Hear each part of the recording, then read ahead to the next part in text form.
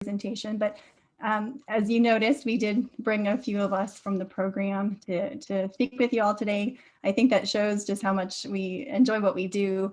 To be with you all at 6 o'clock at night. I think there's no other place we'd rather be, I guess. So I'm Dr. Berry, and I'm a faculty member in the College of Veterinary Medicine, and I am Associate Director of our Veterinary Public Health Program.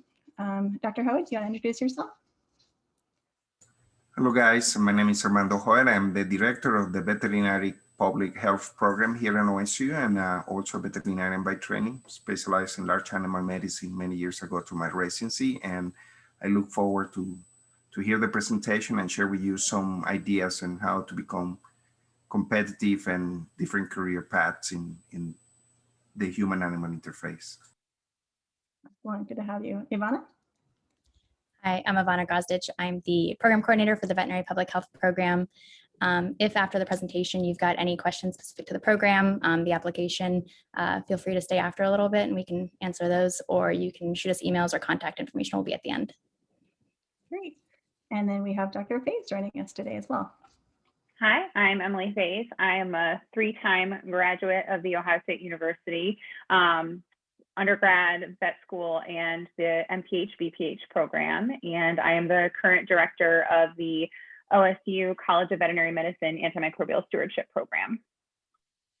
Wonderful. So how we're going to divide this up a little bit. So I'm going to start by giving kind of an overview of some veterinary public health topics and why this program exists.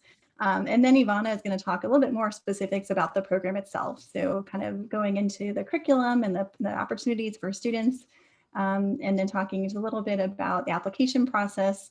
And Dr. Faith is joining us today to talk about her path. So she was one of our esteemed alumni and now has an excellent career in the veterinary public health field. So I thought it'd be really valuable for you all to hear a little bit from her perspective as a former practicing clinician, and kind of talk a little bit about the path that she took and maybe why she chose that path. So without further ado, maybe I will go ahead and start my presentation. I am happy to entertain questions if you have them. I can also try to monitor the chat if you all prefer to put comments or questions in the chat box. I'm happy to take a look at that.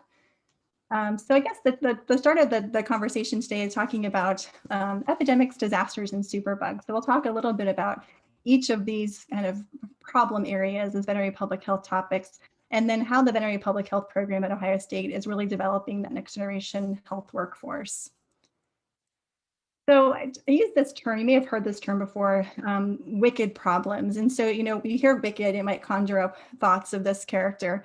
But what do we mean by wicked problems? So they're really these really complex, convoluted issues that we seem to have no shortage of lately. Things like climate change and natural disasters and other health crises and conflicts between people and countries. And there's a lot of different wicked problems that we're facing today. Really, the definition of them is that there's not a single cause or a single correct solution. Sometimes there's a better solution or something that is a better course of action, but they really are requiring a very multidisciplinary and collaborative approach to try to solve them and address them. So we're going to talk about several wicked problems in the context of our program, and the title alluded to them: epidemics, disasters, and superbugs. So I guess the first kind of introduction to the epidemics issue, you probably have heard a statistic like this before, that the population is really experiencing some significant growth. So we're surpassing 9 billion people by 2050, and that's obviously going to have effects on ecosystems and animal and public health infrastructure and food and water resources. So how are we going to maintain the capacity of our planet to maintain this type of population? And I like this map. So this is kind of a cartographic image of what we're going to expect to see the world population to grow in relation to the place where it's expected to be the most prominent. So this will take you all the way up to 2100. And so in 80 years, where do we see that population growth to happen most significantly? And you can see that where it's projected is the largest growth is going to happen in parts of Africa, India, Asia. And so, thinking about long term, how are we going to, provide those resources that I talked about in terms of health and food and water resources to these populations that are going to experience the most significant growth? And what changes are going to have to happen in these places to facilitate that growth? Obviously, if we're going to be having to develop more land to produce food, that's going to have impacts on ecosystem and potential infectious diseases as well. So talking about infectious diseases, so interestingly, a lot of people don't realize that of the over 1,400 human pathogens that we know about, over 60% of them are actually zoonotic. So they're actually transmitted from animals to people. And even greater proportion, so 3/4 of all diseases that are new, and a great example of that is the COVID-19, never before seen in humans. 3/4 of those types of diseases actually originate in animals. So those are largely animals and most commonly wildlife, to be more specific. And so this image shows just kind of an overview of some of the emerging and re-emerging infectious diseases that we've seen over the last few years. And you can kind of take a scroll around and look at some of the examples of emerging infections and see, yeah, that definitely have an animal origin. So, things like Ebola that most likely, originate in a bat reservoir, spill over into non-human primates, and then humans get in contact with them through hunting and consumption of wildlife. We've got MERS-CoV over here, which is Middle East Respiratory Syndrome. So that one is also a bat reservoir, spills over into its intermediate host, which is camels, and gets into humans through the contact with camels. And then a little bit closer to home, we've got things like influenza, hantavirus pulmonary syndrome. So hantavirus pulmonary syndrome, so that's actually a reservoir in rodents and causes a pretty severe respiratory infection in people. So you can definitely see for yourself a lot of these diseases that we are considered emerging. So new diseases or diseases that have never before been seen in a certain geographic area are commonly coming from animals. Okay, so that was kind of the facts. Now a little bit into media and how we've sensationalized some of these really important problems. So this movie Contagion came out in 2011, and many of you have probably seen it. But it showed this example of how a pandemic could cause mass hysteria if it were to, get across into the world, to the population, and what would happen. And the origin, and in fact, if you haven't seen the movie, I'm gonna give you a little bit of a spoiler. The origin of this virus, which is actually based off of a real virus, which is Nippa virus, once again, starts in bats. It spills over into a livestock animal. In this case, it's swine.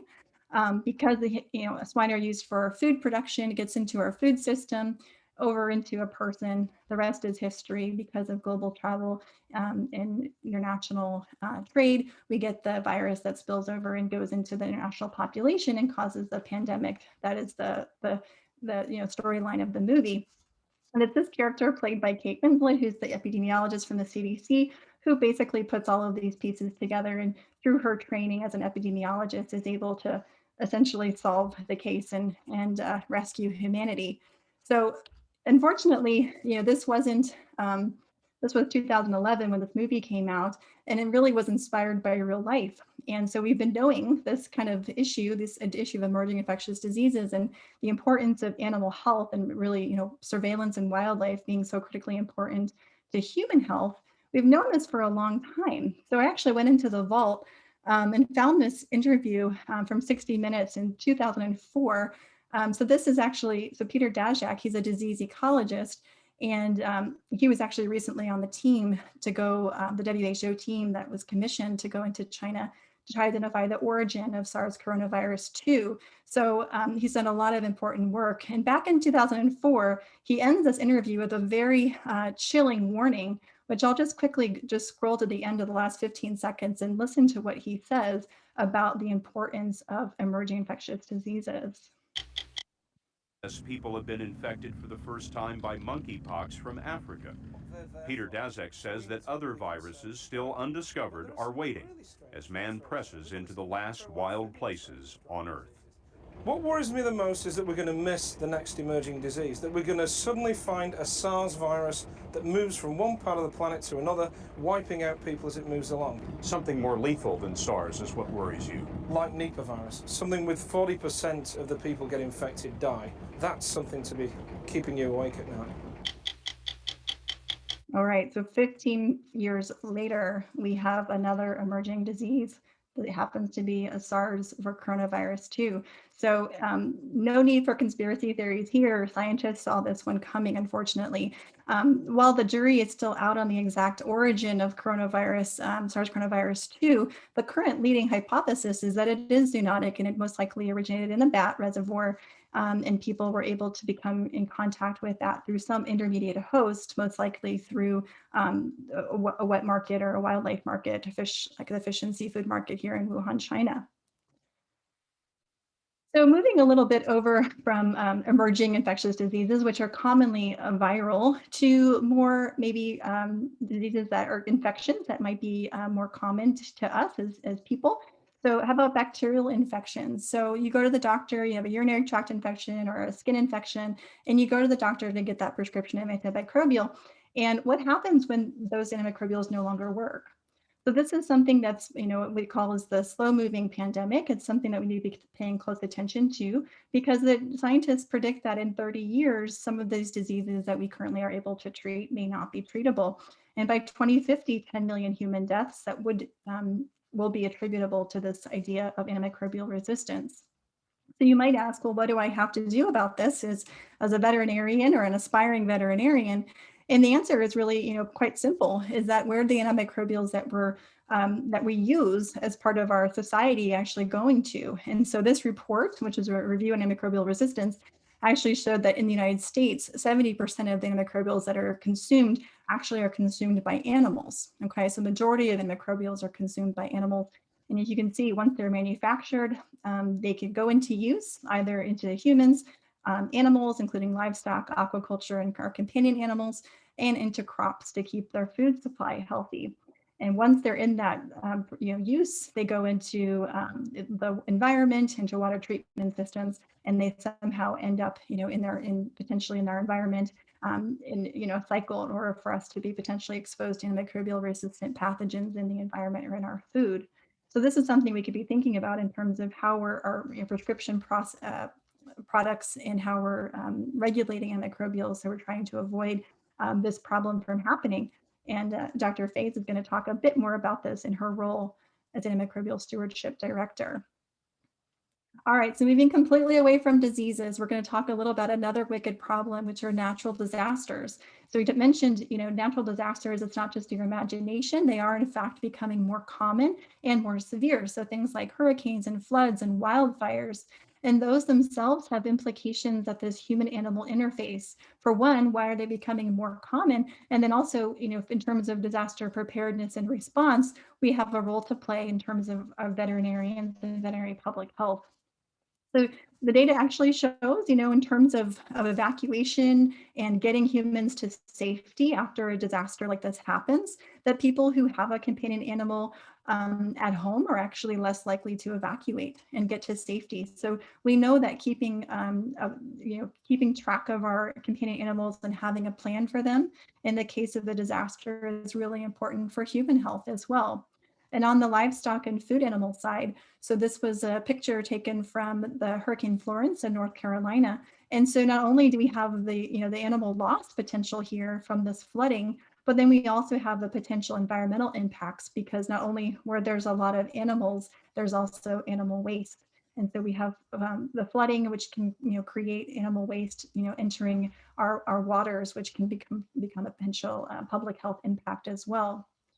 So we think about, how can we as veterinarians play a role in trying to mitigate some of the effects from disasters, natural disasters, and there's ways that we can do this from the clinical side, as well as on the public health side in terms of preparedness and response plans. So this idea that, thinking about humans and animals and the environment as one, because they are all interconnected, is One Health.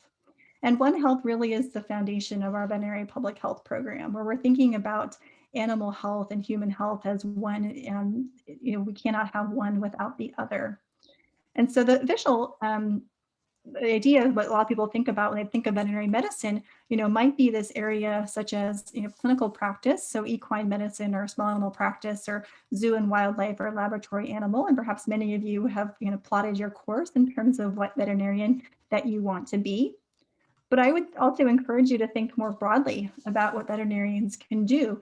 And so we talk about these areas of, working with zoonotic infectious diseases or working in biomedical research or environmental health or emergency response or food safety.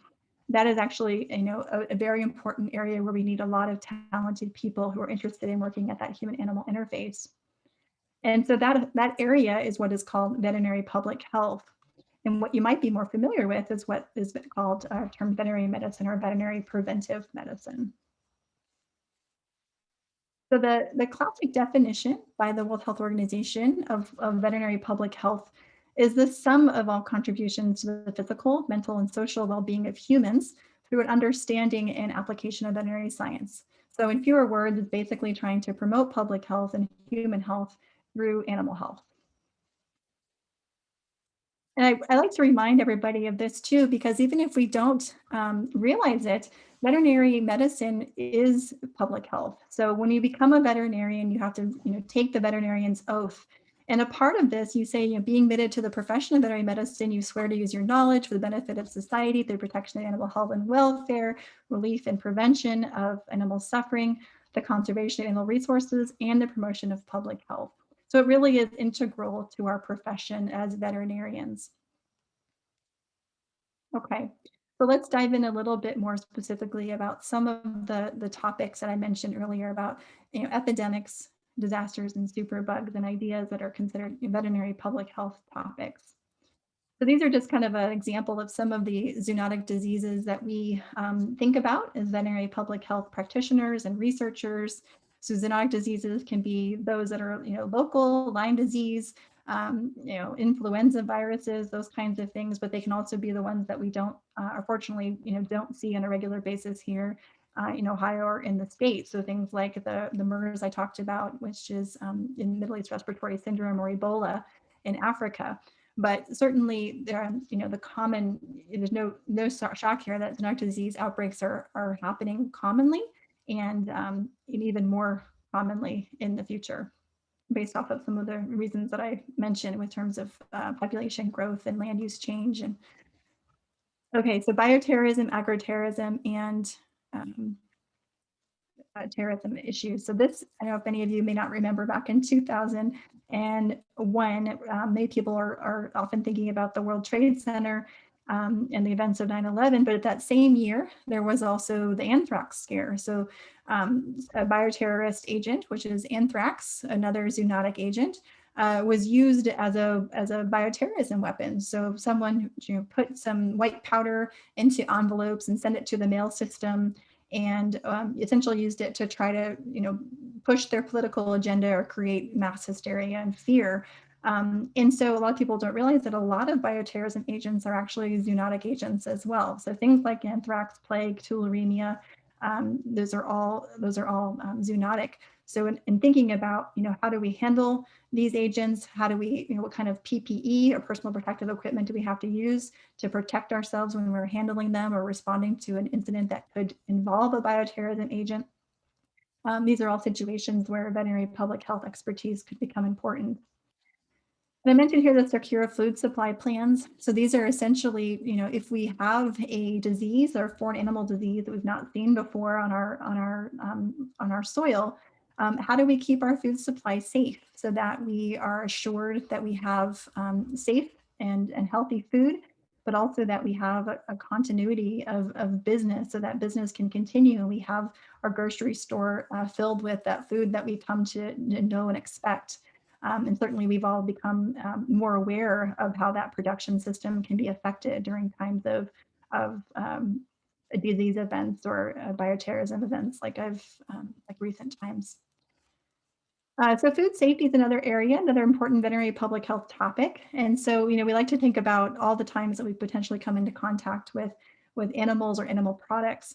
And so many of you may have enjoyed a breakfast today where you weren't thinking too much about these agents that could be in your milk or your eggs or whatever, your sausage that you had for breakfast. And that's really thanks to the fact that there are veterinarians who are working in food safety and inspection and trying to make sure that these agents are not in your food and not making people sick.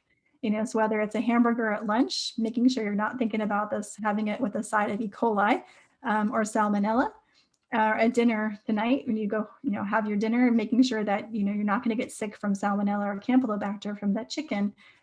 That's an important place that veterinarians have a role to play, and veterinary public health has an important role to play to keep that food system safe.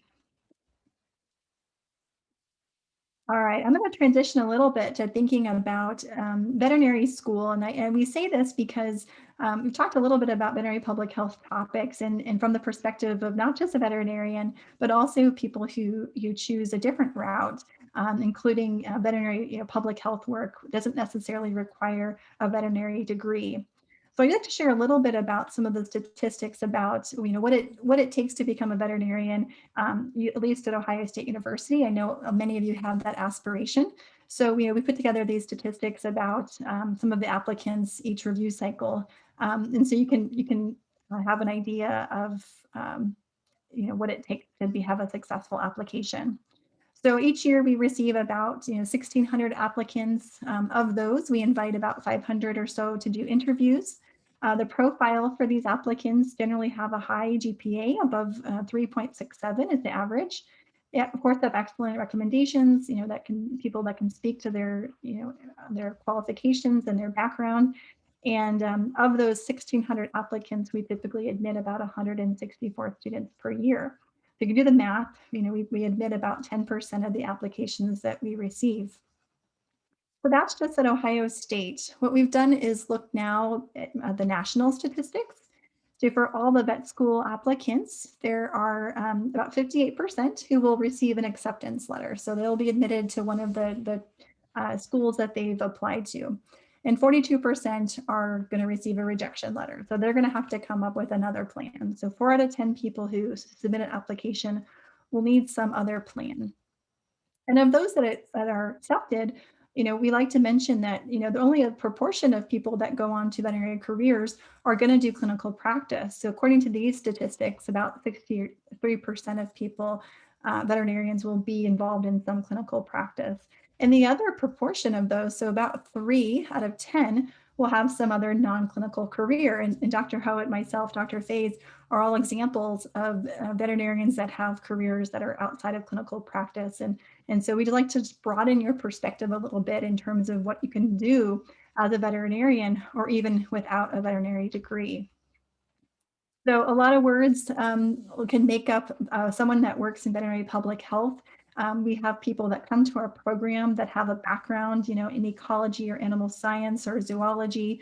And so they go on to careers sometimes that don't include the word veterinarian in their title. So we have people that have come to our program and they go on and go to law school and become lawyers, or they go on and do medical school or become a statistician or epidemiologist or sanitarian working at a health department doing health inspections, or entomologist doing surveillance for vectors that could cause diseases like mosquitoes.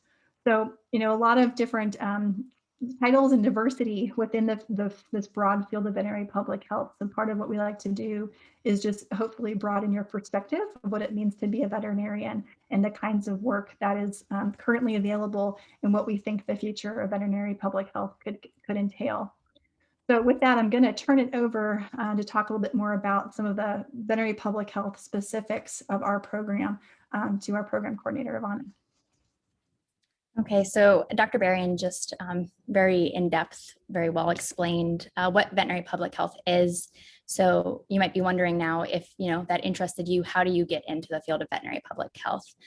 So there's a couple of different ways. You can go directly from your undergraduate career. You graduate from Ohio State, you've got that bachelor's degree. You can go directly into a veterinary public health position. A lot of local health departments, public health departments have jobs where they don't require extra schooling. So that is definitely one route. Another route is to go to a professional college. So let's say you apply to vet school, you get your DVM, as Dr. Berrien mentioned. 30% of veterinarians don't do clinical work. A lot of times they'll go into a veterinary public health field, like they'll go work for the CDC or the USDA, and work maybe in a federal capacity rather than a clinical position. Another option is graduate school, which is why we're here. So we're the Masters of Public Health Veterinary Public Health Program, otherwise known as the Veterinary Public Health Vph Program for short. You can come to us and we will create you to be the experts in the field, and you can graduate from our degree, which is considered a terminal degree, which means you don't need any other schooling afterwards to go into the veterinary public health field as an expert. And then another option within graduate school is to go get your PhD. So what makes our program unique is that we kind of act as a bridge between these three different options. So we have a lot of students who do our program and decide they do want more education and they want to keep learning, and maybe they want to work in academia, so they go and they get their PhD right after our program. Another option is to do our program and maybe then you decide, I still need that DVM, or I want to go get my MD. And so a lot of times students will do our program and then go to professional school. It doesn't have to be in that order. It can also be you got your PhD and you want that MPH just to kind of hone in on a public health degree. You can come to us that way, or you can maybe you have your DVM and you decide you need a career change and you come to us that way. So the VPH program is a 50-50 partnership between the College of Public Health and the College of Veterinary Medicine. So what that means for the student is that the College of Public Health will provide those foundational Masters of Public Health core courses. Those are the core courses that you would take in almost any master's program in the country that's accredited by CEF, which is the Council on Education for Public Health. However, the College of Veterinary Medicine then jumps in and they provide that veterinary public health specialization. So those courses will be taught by faculty at the vet school, and we're one of two programs that's actually certified by the American College of Veterinary Preventive Medicine. So here's just a very quick overview of the Vph program requirements. As you can see, we do require those public health core courses, the veterinary public health core courses that give you that veterinary public health specialization. We do require electives, a practicum, and a culminating project, which will jump into the public health core courses. So the College of Public Health is actually currently going through a curriculum redesign, and they've come up with these 4 core courses that they believe prep students on that human health side of public health. So you'll take classes like quantitative data and analysis, which is like a biostats and epidemiology mix, a foundations of public health and an applied integrative lab, methods in public health planning and evaluation, and foundations of health sciences and policy with an applied integrative lab. So like I said, those will mostly be in Coons Hall on campus, taught by the College of Public Health faculty, and will give you that human health side of public health. And so now the veterinary public health core courses fill out that veterinary public health specialization part of the degree. And as I mentioned, those courses will be taught by veterinary faculty at CVM at Ohio State, and those classes will really fill in that human-animal interface of public health. So you'll take classes like zoonotic diseases, foodborne diseases and food safety, biosecurity, emergency response and outbreak investigation, and environmental health at the human-animal interface, vet epi, advanced concepts in veterinary epidemiology, and in biostatistics too. And so as most of you are Ohio State students, you are probably aware that all 7 of the health science colleges are located here on main campus, which really benefits our students because they can take electives from any different college here at the university. We do offer these elective tracks. They're not required, but we have found that students who kind of focus in on a specific niche or subject within veterinary public health tend to have an easier time finding jobs that fit their interests. So these are just a couple of examples of the tracks that we have. This is definitely something that you could work with your advisor to figure out if one of the tracks apply to you, if it's one that you're interested in. So the 4th requirement is a practicum, which is also known as like an internship or a field shadowing experience. It's definitely one of our students' favorite components of the program. And the reason why is because you spend your first 2 semesters, learning all of that core coursework, and you finally get a chance to go out into the field into a organization or an institution that you think you might want to work for one day. And you get to get your hands dirty and you get to, see what it actually looks like, not just on paper. So a great component of the practicum is we encourage students to, let's say you took food safety and you really liked that class and you decide, maybe I'm going to go do my practicum at the USDA. And you go and you spend your summer at USDA and you come back and you think that was exactly what I thought it was going to be. That's what I want to do. Great. You basically just kind of gave yourself an extended job interview with the USDA. Maybe you have a job offer waiting for you after graduation. You've made network connections. Fantastic. On the other hand, maybe, you took food safety, you loved the class, you loved learning about it, you go to the USDA and you decide that's not what I thought it was going to be at all. Never mind, I think I preferred it much better on paper. That's great because typically students do their practicum before they've taken any electives. So you still kind of have time to switch tracks and steer away from that subject if you decide that that's not something you want to do full time. As you can see through these pictures, the practicum can be done anywhere. You can do it here in Columbus, you can do it in your hometown, your home state. Internationally, we like to joke that if you can get to the space station, you can do it there. So yeah, like I mentioned, it's one of our students' favorite aspects of the program. It's what we like to call like the real life aspect of the program. And so the fifth component of the project or of the degree is the culminating project. And so you've got two different options for this project. You've got the thesis option, which is essentially a master's thesis. It's a research-driven project where you write a paper, you do the project, you do the research, you come up with the methodology, you analyze the data, and it generally results in a publishable manuscript. This is definitely something we encourage students who are thinking about going to vet school or working with the CDC or the FDA, a federal agency, to go that route. The other option is the non-thesis, which is more educational or service oriented, where we have students who work with different organizations, for example, like the Ohio Department of Agriculture. Our students each year go back, or every couple of years, go back and edit and update the emergency management plans for the state. We had a student who created a tabletop training for the state of Ohio with multiple different public health officials, practicing what would happen if a pandemic hit Ohio, just to kind of show how timely this degree is. She did that training late 2019, early 2020, so right before the pandemic actually hit Ohio. So that was very, very timely.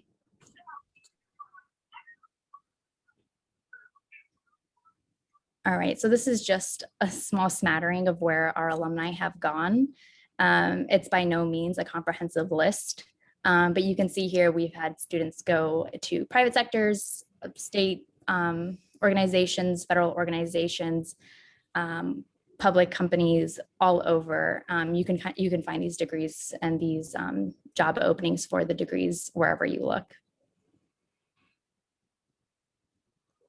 And so if you've watched this whole presentation and you think, oh my gosh, this filled a hole in my heart that I didn't know was missing, and you decide to put in an application for our program, here's what we look for in a competitive application. So first and foremost, the graduate school does require a 3.0 GPA for all graduate programs. However, if you are someone who doesn't have that 3.0, don't fret, come to one of us, myself, Dr. Howitt, Dr. Berrien, and we can talk about different paths for you to create a competitive application. So the second stop here on the roadmap is experiences. So we like to see students who have dipped their toes into the public health field. They didn't just open up Google and just kind of spun the wheel to find a graduate program to apply to.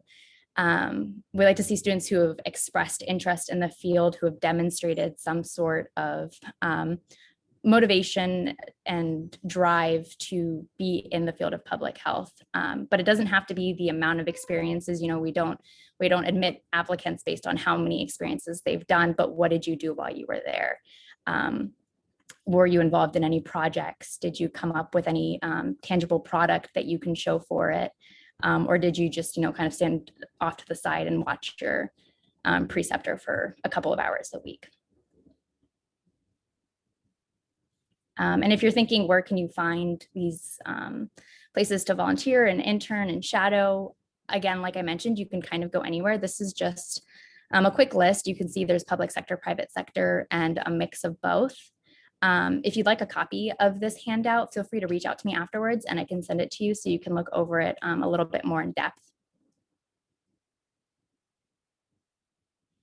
And so third, we do require 3 recommendation letters for the program. This is your chance to show us what other people think of you. You get 3 recommenders essentially to build 3 different sides of you, a 3D version of you, not just what we see on the application.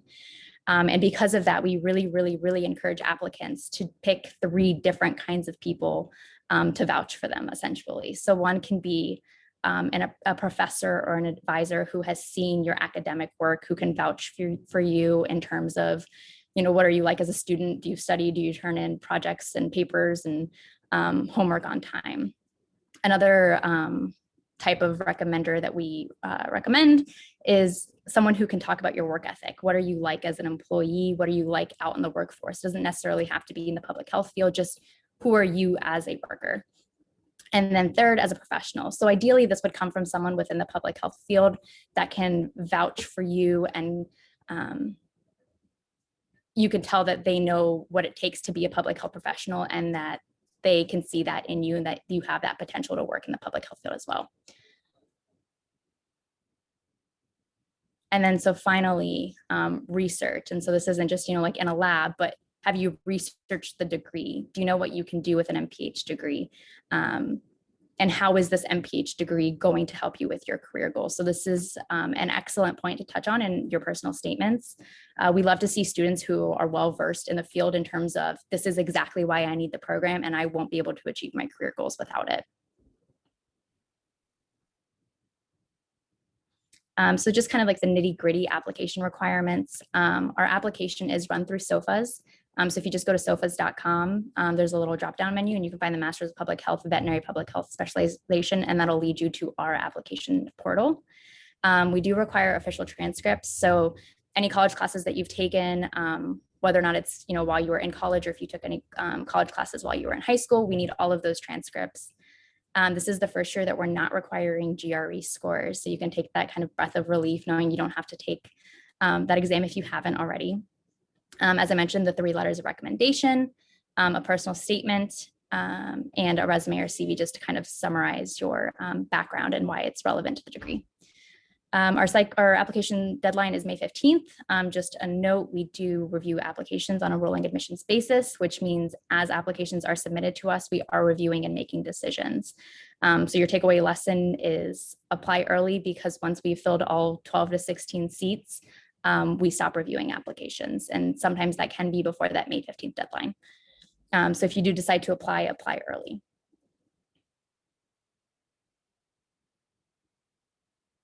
All right, and I'm going to send it on over to Dr. Emily Faze. Dr. Howitt, don't judge my amateur slides because I know that you are. Listening to that, I just think, oh my God, how did I get in? Which I also think about veterinary school these days too. But so I introduced myself earlier. As I said before, I am a 3-time graduate of Ohio State University. This is me here. I don't know if you can see my mouse, but that's me on graduation day from veterinary school. And when I went through veterinary school, I had my blinders on. I was going to be a companion animal practitioner in private practice. And I was actually really interested in the things that I learned during my Prev Med classes and rotation, but I was like, that's really cool and everything. But I came to veterinary school to be a clinician. So I didn't know exactly what I wanted to do as far as if I wanted to do private practice or if I wanted to specialize. So when I graduated, I did an internship, a rotating small animal medicine and surgery internship at Kansas State University.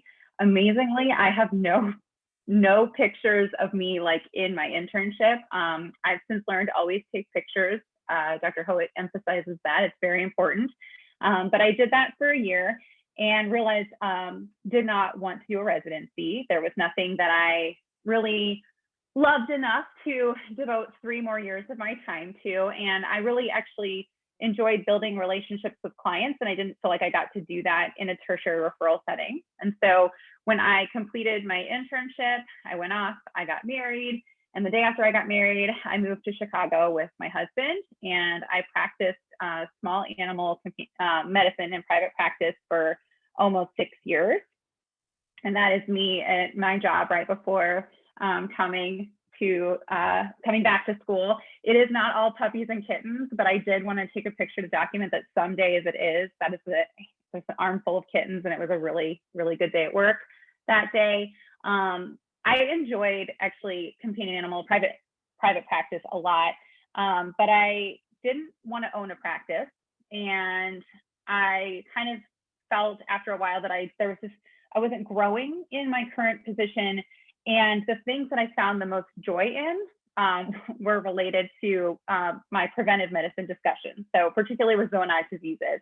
I loved talking to clients about how to keep themselves and their kids safe from things like roundworms, rabies, lepto. God, I love talking about lepto.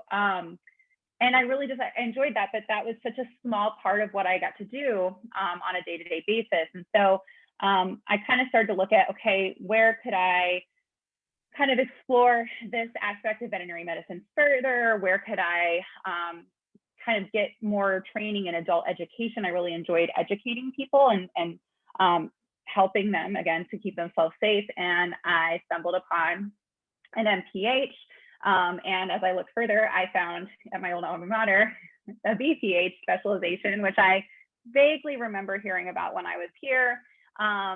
I believe I was the last applicant admitted into my class. So they aren't kidding when they say apply early.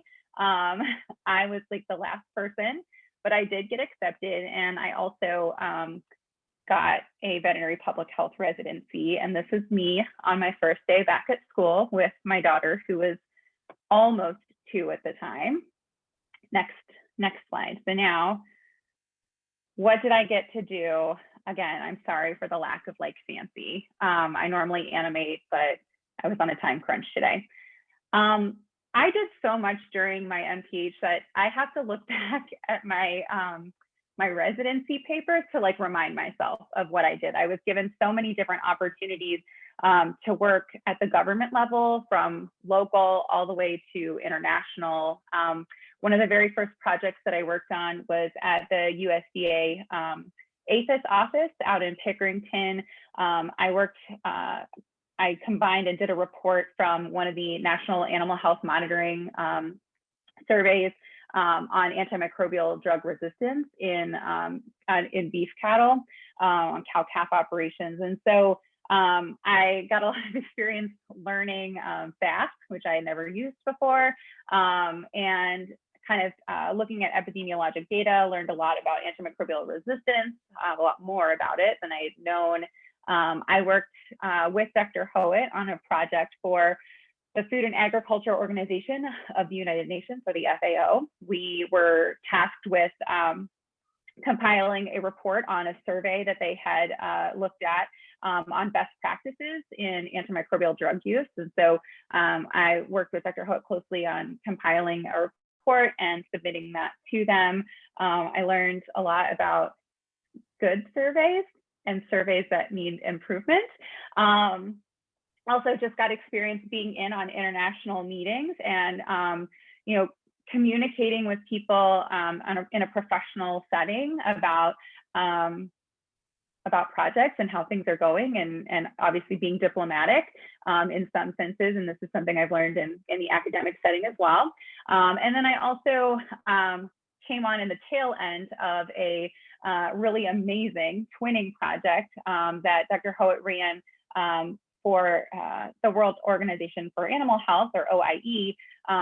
Our university partnered with the University of Gondar in Ethiopia to help them to redesign their curriculum to align with OIE curriculum day one graduating veterinarian standards and expectations. And so I helped to do a lot of coordination with that program, and got to meet and discuss with professionals in another country.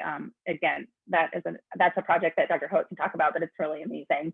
And then I got to participate. My one international travel was to Belize. I did not include the picture of us swimming with sharks because I thought maybe I would try and keep it professional, but we did indeed swim with sharks. But I got to go down with Dr. Howitt in the work that he does with, oh my gosh, why am I blanking on IECA, helping to develop surveillance networks for antimicrobial resistant organisms in animal agricultural systems. And so he was working with Belize and the Belizean government to help them to design their surveillance system and get that moving forward. Again, monitoring for resistant organisms in food. And then this picture of this course here is my culminating project, my interest in education. I got to create a undergraduate version of the zoonotic course that you would take in the MPH degree program for at an appropriate level for undergraduate students to introduce them to zoonotic diseases and zoonotic disease concepts to hopefully bring them over to the dark side of veterinary public health earlier rather than later. And I graduated with an additional child in the mix there, who's now almost 3 in 2019. And I sat for my ACDPM boards, somehow managed to pass them. And then they kept me around because, you can go to the next slide, somewhere in my process, I got involved with the Antimicrobial Stewardship Program, which was just getting ready to launch in 2018. I joined about 2017, initially to kind of help create some training materials and get the program going, environmental surveillance, and I just wouldn't let them get rid of me. So they kept me around to help keep the program moving forward.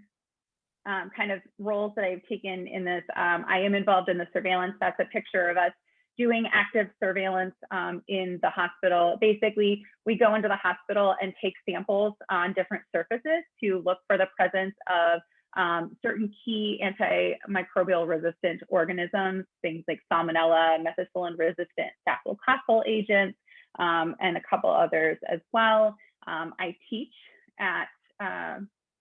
to the 2nd and 3rd year veterinary students about antimicrobial stewardship. A little bit about resistance, but more about stewardship and stewardship in veterinary medicine. I never thought I would ever publish an article. I have now, through this position, published 3.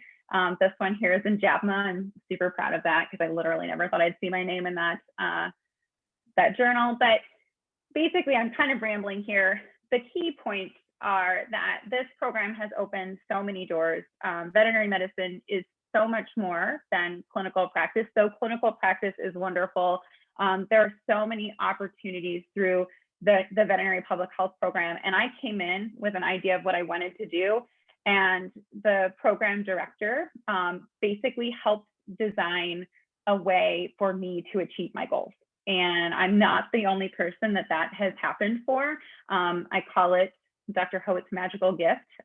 He is a wizard. You have to put in the work, but you tell him what you want, you put in the work and it happens. So it's a career. You can come back, you can do clinical medicine and come back to school. You can go right into public health and decide later on you want to do clinical medicine. There's so many different opportunities, and this just the connections that you can make through this program. Feel free to message me. I can tell you many stories of my cohort mates, my own connections. It's astounding. So, okay, I'm done. That's great. Thank you so much for giving that perspective. That's really all that we prepared for you today. I mean, I think keeping in mind, this road less traveled, don't be afraid to explore the road off the beaten path in terms of veterinary medicine and veterinary public health. It can lead to a very rewarding career that you could potentially have an impact on some of these wicked problems that we as a society are going to face, as you've all been noticing today and in the future. So with that, I will just leave this screen on for just a minute. That is my email address and contact information, as well as Ivana's, and that QR code is active. If you wanted to take a picture of that, it'll take you straight to our website where you can get a lot more information about the program, current projects, faculty, how to apply, information on how to follow us on Twitter, and stay all up to date on all the cool stuff that we're doing. So I will stop screen share so I can see faces, and happy to take questions. Or Dr. Howitt, if you would like to elaborate on anything else, feel free. Something to emphasize what Emily said that applies to this crowd. Most of you, if not all of you that are in this club, you're in the pre-vet club because you want to be a veterinarian in the future. So it is a very competitive process, as Dr. Brian showed it to you with the numbers there. So this program is designed from the beginning with two purposes: thinking in students exactly like the ones that are connected here, the 20 plus that are connected here today. One, to make you more competitive, for you to go into a veterinary college or any other professional college. Right now, Ivana can help me, but I think we are close to 90%, right, Ivana? What is the number now? 87 point something. 87% of our pre-professional students. It means the students that they're not that competitive to get into a veterinary college, a medical school, pharmacy, nursing, and even dentistry. We have a couple of ones that go in that direction. They come to us for 1 or 2 years to become really, really competitive, and then they jump into these professional programs. And I don't know if you, but tell me what program will tell you that you have a 90% chance to get in the professional career that you want to be. So that, for me, it is a pretty good odds. The other side of the question is, sadly, not everybody gets in, or even better, they change their mind and they realize that the job they want to do, they don't require a DVM degree, and there is a different career path for you to get there. So this program was designed to offer that option, to still work in the place, go out there and go directly to the marketplace. And we have from public health commissioners, for infection disease preventionists, to emergency control managers and things like that, that there are, or MPHs, that, because this is a terminal degree, they went out to there. So the message for the pre-vet students in this call, okay, is that we are here to help you to either become more competitive or to open the doors wide open for you to go to the marketplace and go in any direction. And not only now in the US, but now globally. So that's the message. And I hope that you have questions on that are specific to you that we can answer and increase your options as we move forward. I have a question. So I'm a freshman this year, and I was just wondering, like, I'm looking at internships for the summer, and I was just wondering, is there any, like, not necessarily recommendations, but things that I should focus on, like pharmacy or like outside type of things that I should kind of like focus on to get that kind of quality experience that you all were talking about? So I will jump here, then the other ones. The answer is yes. So remember, the admissions, I am assuming that you want to become a veterinarian, right, Alicia? Okay. And I apologize if I didn't mispronounce it, but the question is, you want to be a vet. You want to be one of us. You want to be Dr. Fayes with like 300 cats in her practice, in her hands. You want to take a pictures like that, right? And forget about toxoplasma. But that's what the reason you're here. Perfect. This is a competition, basically. And you have to be aware that each one of the ones that are in this call are going to have very similar experience as you. Small animal clinic, dogs and cats, maybe they're local, a little bit mixed practice. Probably they're going to have a little bit of large animal medicine here or there, because sometimes we are city people now, so it's difficult to get access to those. You need to do that. There is a minimum requirement for that. But you have multiple summers as a freshman, and you have multiple winters breaks also as a freshman that you can use to explore other part of the professions that the other students that are applying to veterinary school will not have, which make you unique. Because you're trying to set yourself apart, right? Out of 4,000 applicants, what makes you unique that deserve one of the 164 spots in OSU, College of Veterinary Medicine? And what will make you unique is that you shadow somebody in the Ohio Department of Agriculture doing diagnostic work, or pathology, or microbiology, or that you work in a local hospital, not necessarily animal hospital, but a human hospital specialized in infectious diseases. So you become Dr. Fayez in the future, or working with the stewardship here across the river in the Wexner Center, or that you go on vacation to visit your home outside Ohio or to other rural communities, and then you go to the local health department, and then you work with animal control, that you work with foodborne or food safety, with epidemiologists, with the sanitarians. So you have other experiences, other type of jobs that veterinarians do in your curriculum. So going back to you, trying to diversify, create two parallel tracks. The ones that you require your clinical exposure to small animals and clinical animals, and you can go higher, all the way food animals, even better, okay? But then also explore in some of that time to others part of the professions that the 3,996 other students will not explore, and that will make you unique. And during the semester times that you are here in town, okay, do a little bit of research, shadow some of the people that is doing research in different fields on campus. So that will make you a very round, three-dimensional individual that Ivana mentioned. Why? Because the person that is mentoring for research will give you a recommendation letter. The person that you shadow for a small clinical practice will give you a recommendation letter. And then you have your faculty or mentor give you a recommendation letter. And then somebody working in a unique area of veterinary medicine will give you a recommendation letter. Only a fraction of the students will have that diverse portfolio, and will make you very attractive to that. What do you think, Amanda and Emily? I agree. I actually reviewed applications this year, and it's really important to demonstrate that you have looked beyond just clinical medicine. You need to demonstrate, even if you think like, I 100%, this is what I want to do, that is fine and that is okay. But as a reviewer, we want to see that you know what you can do with your career, because there is, I wish I had the percentage, I still never found it, Dr. Hoyt. There's actually a percentage of graduates that go into clinical practice that it's the 5 to 7 year range that they decide clinical practice is not for me. I see it every day on my vet boards, people going, I don't want to be in clinics anymore. What else is out there for me? And so what we really want to see when you're coming into veterinary school is that you already know what else is out there. But you may never use it. You may decide clinical and that's it, and that is great. Because we obviously need clinicians. But if for whatever reason life changes happen, or you just really want to explore something new that you never thought you would be interested in, you know that coming in. Dr. Hoyt mentioned looking into research.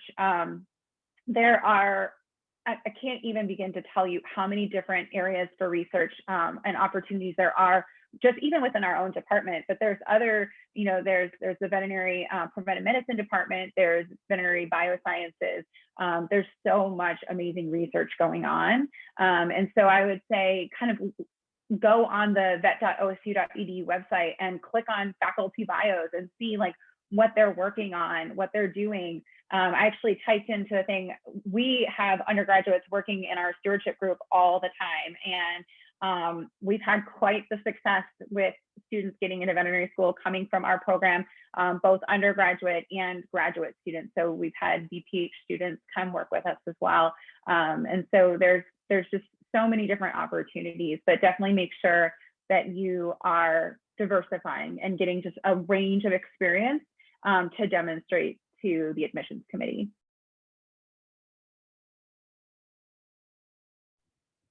I don't know that I have too much to add. I think those were really great responses.